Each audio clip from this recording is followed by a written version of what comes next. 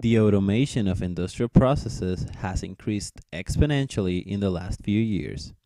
The following project shows the automation of the tempering and bending process of bandsaws.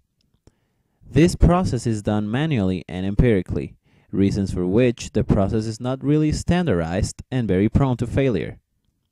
This machine utilizes the concept of electrical conductivity as the mean for creating heat. Two copper pieces were added in order to serve as a conduit for transmitting current to the bandsaw and creating heat.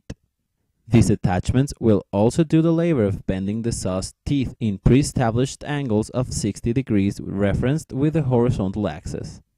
In order to move them, an electrical linear actuator was used. For the saw's movement, a servomotor was used. After the heating phase of the process, the saw is moved under a constant stream of water that will drastically reduce the temperature and effectively tempering the teeth of the saw. The automation control is managed by a couple PIC 18 F4585 microcontrollers from Microchip.